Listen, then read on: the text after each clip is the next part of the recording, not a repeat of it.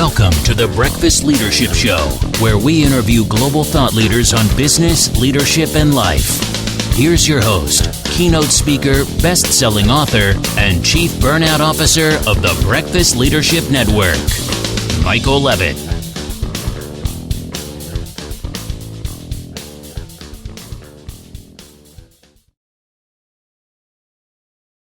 Welcome back. I've got Travis Steffen.I'm. Travis, how are you?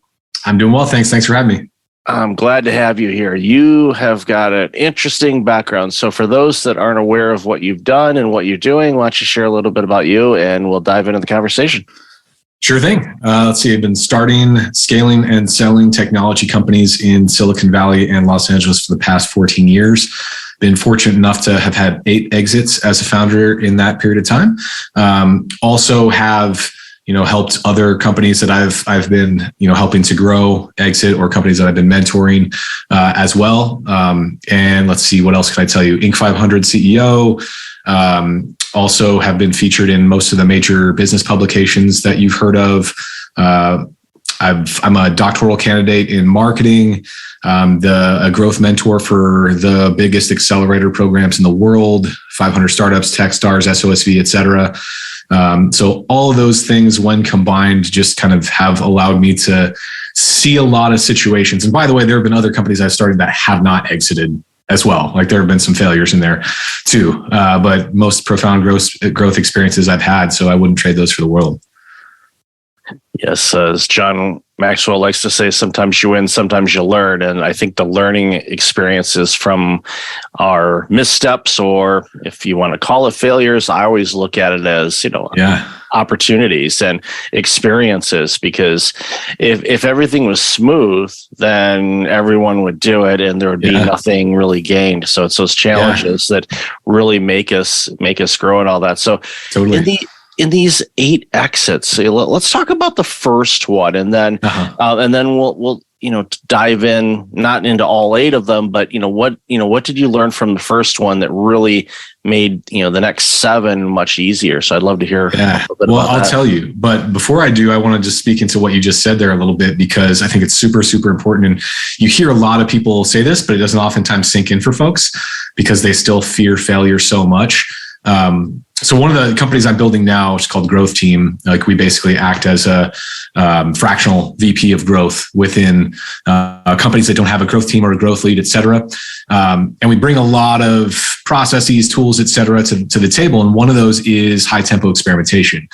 And within that realm, when you formulate an experiment correctly, which I'm comparing this like a correctly formatted experiment to starting a company, right? It's the same sort of principle that I'm about to share. Our worst nightmare is not a failed test, right?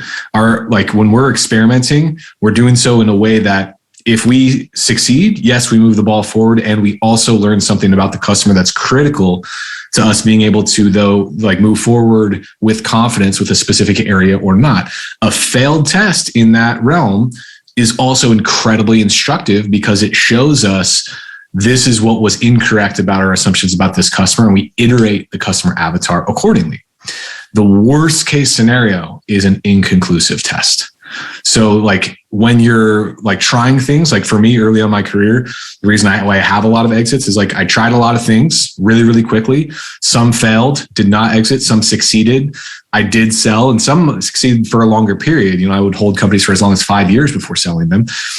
But the companies that were the worst case scenario in there were not the ones that failed, and they were not the ones that exited. It was the ones in the middle, where it was a good little business, but you had to scratch and claw for every single dollar, and you had to work super, super hard just to get a fraction of the results the person who you see next to you, who you're more intelligent than, and you're more capable than, of that person with their discipline on discovering what works and then committing to it and doubling down on their wins.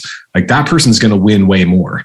So it's kind of that middle area. That's the scariest area, where you're really busting your butt super, super hard and just getting by. Right. So that was actually one of the to dovetail into your question, that was my first exit. Essentially was being able to recognize, hey, this company that I've been building is my very first one ever. that actually like made any sales whatsoever. I tried a few things beforehand that didn't work. But that was the one that like, you know, I paid for that company's expenses with my student loan checks, for example, rather than tuition. And, you know, grinded up a bankroll in online poker and paid for the company's expenses, different things like that. Got super creative because nobody in their right mind should have lent me money or invested money or anything like that. And at the end of that, at the end of the day, what I recognized was, all right, this company can continue to be a good little business, but that's not my destiny here. My destiny is to learn and move forward with the lessons that I've learned. So that company, when it sold, it was like just above break even at the end of the day. So we sold it for what we could get for it from a strategic buyer, which was a competitor, and kind of parlayed all that cash into what came next. Well, that's the thing. And the fact that you were able to just barely break even actually is a win, because in many situations, first businesses, you know, you end up taking a bath on it, or you find yourself that, you know, it's like without you, there is no business. And I see that a lot with entrepreneurs. They're like, well, I want to, you know, sell my business in a few years. It's like, okay, what's to sell? Mm-hmm. And if you're not there, what is it? And if there's nothing there, it's like, well, you don't have a business that you can sell. You could maybe partner up with somebody, bring on some partners, and then they could buy out your percentage of it. I mean, you have that potential thing. But again, you're going to have, it's going to get to the point where you're doing something well and you're not working for anybody but yourself. But at the end of the day, it's like, okay, if you're looking for, you know, a gigantic exit from it, don't plan on that unless 100%. You do some other steps. So having, you know, gone through all that you learned with that first one, and then you said, okay, let's take these monies, and instead of, you know, going to Vegas and, you know, betting on black, you decided, okay, let's go ahead and, you know, do something else. So what was that something else? Yeah. So the next one, at the time I was in grad school for exercise physiology and biomechanics. I started college as a collegiate athlete and wanted to go play in the NFL. Did not even want to confront the reality that I just was not gifted enough to do so in various ways, like physically, yes, but also the guys that excel at that level are also able to just like automatically think at a speed I was unable to think at through the lens of that game. Did not have the intuition that many of them had, and the game was so fast. I would have been too stubborn to quit. So like I was in school for that topic because a lot of my teammates were, and I knew that I wasn't going to be a regular jobber at any point in my life. You know, I tried to do that a couple of times, quit the first day, did not respect the person I was working for several times because of whatever, right? And just didn't want to be like them. And so I found it difficult to learn. So I realized, hey, I'm in school for this. I have like a little bit more credibility than most in this area. So started, like, that was one of the first like fitness related companies that I started. It was called Workout Box. And it ended up being a platform for personal trainers to monetize their knowledge and start their own online interactive fitness programs on our site and through our marketplace. And we ended up selling it after 5 years to a publicly traded company that was doing a roll up in the space for SEO driven businesses, which is what we were. That's great. You took a passion, and, you know, this a little segue off to the side for a second. As fans of professional sport, doesn't matter if it's the NFL, NBA, baseball, hockey, Premier League, whatever the case may be, we get really upset sometimes when our team doesn't win, or, wow, they're lousy, or all that stuff.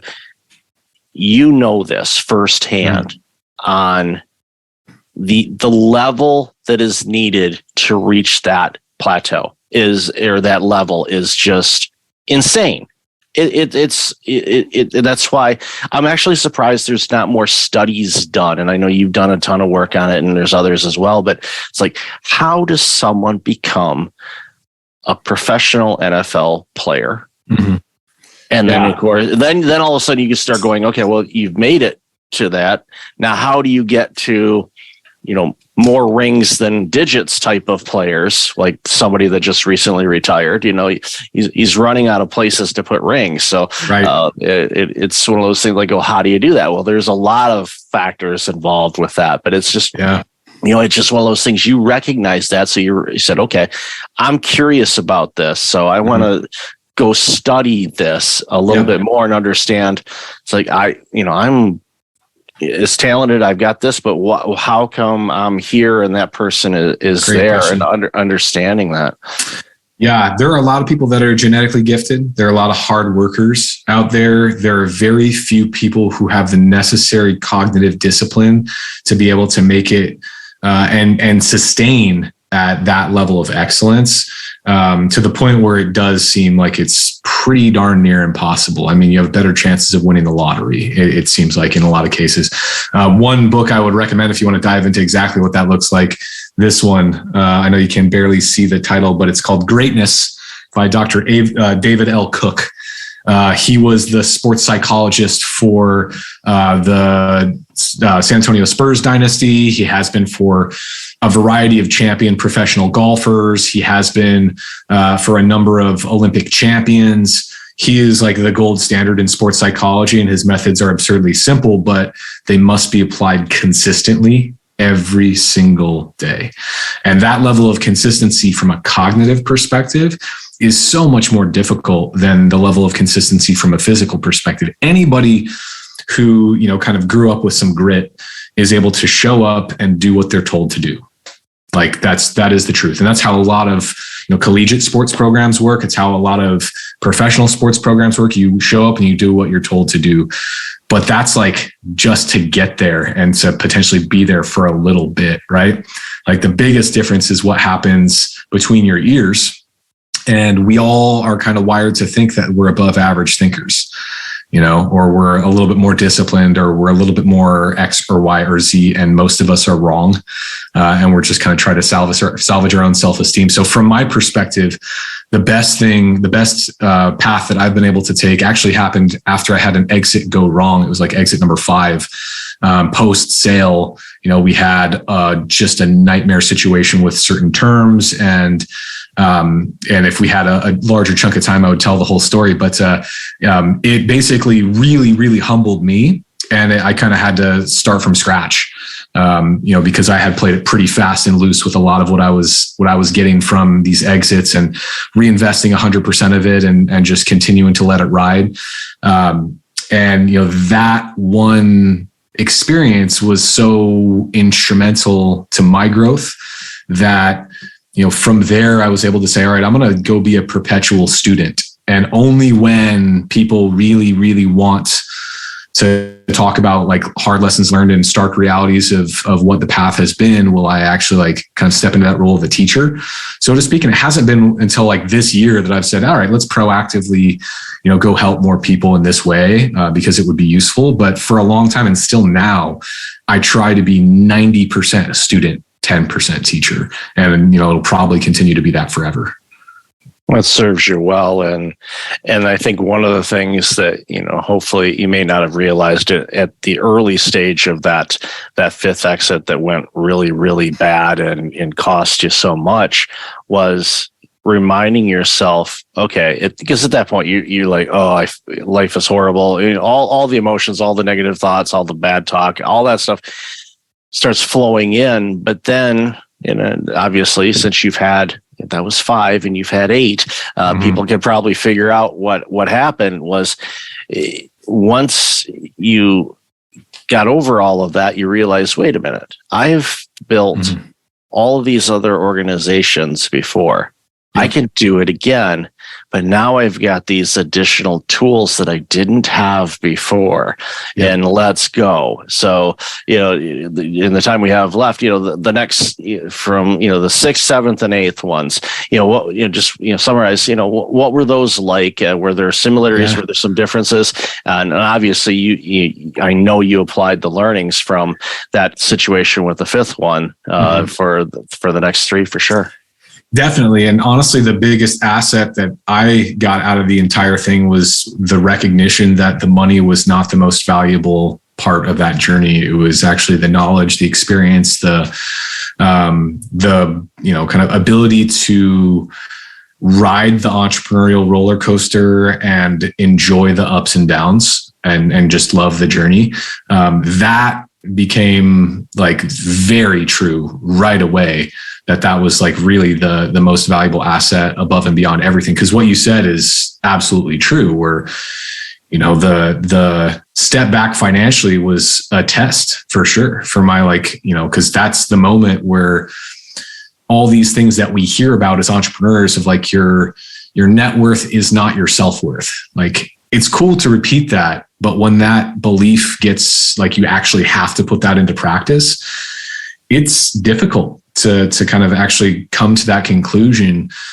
Even though everyone likes to say failure is just data, when you fail, like, it can be a bit of a blow to your ego, and that's necessary. You know, it really is. Like, that has been, I would not trade that situation for anything. You know, I was like $1 million in the hole at one point and was able to climb out, and then, you know, I did not declare chapter 11 or anything like that. Was able to climb out and actually make some things happen. In this last exit, you know, we were pretty close to zero when we started, and we're at, you know, we exited for just south of 70 million. So, and that was the 3-year track.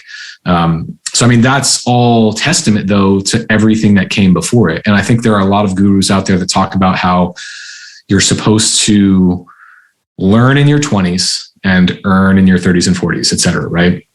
And, it's nice to be able to say that after you're in your 20s. But at the time when I was in my 20s, even though I heard that, I'm like, I'm trying to win. Like, what are we doing here? I'm not just trying to learn. I'm trying to actually like put these lessons in place and try to win. So, you know, in hindsight, I can see how that belief would be easier for me to stomach. But at the time, like, I was absolutely trying to win, and then just had my whole self view questioned, and rightfully so. I mean, there was just a lot more to learn than I was willing to admit at that point in time. And it put me in a place where I was able to do some of the things that I've done since. That's great stuff. And never stop learning.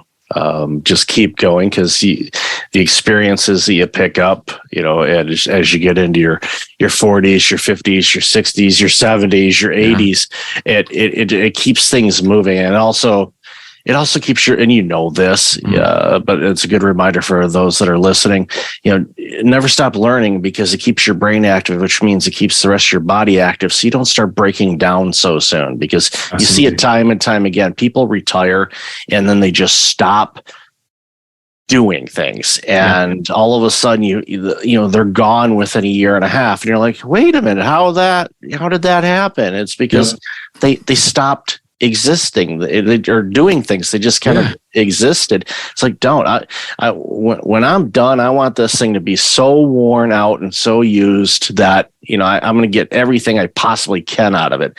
But a lot of it's going to start in between my years and really move things forward and learn from it. So I'm not going to ask you about, you know, what the 9th exit's going to be, but I'm assuming there'll be some of those, because it's, you know, like we joked at the beginning of the pre-show. I said, I think you've got commitment issues, but but again, it's like you create something, and then you're like, okay, you build it up, and then it's like, okay, then somebody buys it, and then they take it and they do something with it. And that's the beauty of what you do, is because you create something, someone grabs it, and then they run with it, and hopefully they make it bigger and better. If not, it's on them. You know, it worked when I had it, you know, but but it's just, again, one of those things where the art of being able to create something out of a thought or something written down on a piece of paper, that's magical shit, man. It's really, really cool that you're doing. So just, Thanks. You know, what are things going on for you, you know, over the next couple of years? Yeah, I mean, you're probably right, by the way. I'm sure that there are some commitment issues in there. And especially earlier on in my career, where I was multitasking like crazy and didn't recognize that the depth at which I was able to focus on something would be the single most prevalent barometer to how large of a win I could create. But like, in hindsight, it accelerated my learning curve so much that was like a weird unintended consequences. At the time, I was hedging. I was afraid of failing at one, so I didn't want to go into just one. So I was kind of like hedging in that way, where I was protecting myself by doing another thing just in case I had to swing to that branch. not realizing that in my efforts to stay safe in that way, I was actually putting myself in more danger. So that was like a big lesson learned. And in terms of the way forward, let's see, the company that I'm building right now is called Growth Team. The inevitable vision of it is to completely replace a full-time head of growth with artificial intelligence. We're not there yet. We've refined the methodology, taking all the playbooks that I've compiled over the last 14 years, learning from some of the top growth leads in the world, the deepest and most prevalent growth leads in Silicon Valley. Sean Ellis, Brian Balfour, many others, and several, really, really smart unicorn level founders and whatnot, taking all that information and trying to create one unified theory of everything for business growth. I think that would be kind of a little bit of a pipe dream if it were all businesses, but we have started to refine that method for specific types of businesses. So in essence, like right now, it is a human powered sort of machine. Inevitably, we're taking bites out of that with artificial intelligence, with the intent to create that same level of awesomeness that you can only find if you hire one of the world's best growth leads to run growth for your company, with the intention to bring it to other companies that would never in a million years be able to afford that sort of person, but want the same level of benefit or something around there. So that's in essence what we're trying to create right now. That then hinges from the belief that true wealth comes from an exchange of value. It's not making money from or off of people. It's exchanging value, one form of value for another form of value. Ensuring that the folks that are paying us money, for example, are very clearly and very transparently getting far more than what they parted ways with. With that philosophy, it's been a really, really useful kind of tool for us to say, not only how do we create this value, but how do we display it in a place that you cannot miss so that your retention rate is always, in contrast to what that number is you show them. And through that lens, we've been able to kind of make a pretty gutsy guarantee for the companies we do elect to work with. We double their growth rate in 90 days, or all their money is refunded, and we give them like 4 figures in cash for wasting their time. So because of that, we're super, super selective, obviously. But you can, kind of take a look and see what we're up to at Growth Team.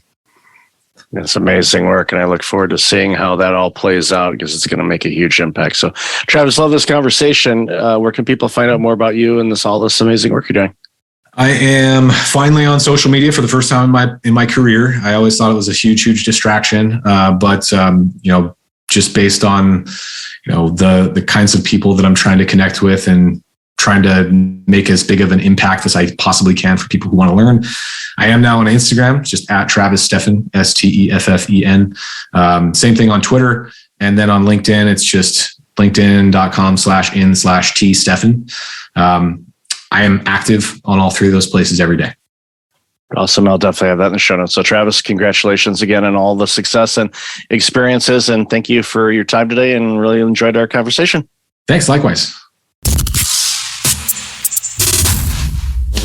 Thanks for listening to the Breakfast Leadership Show, part of the Breakfast Leadership Network. Visit breakfastleadership.com for tips on empowering your business and your life.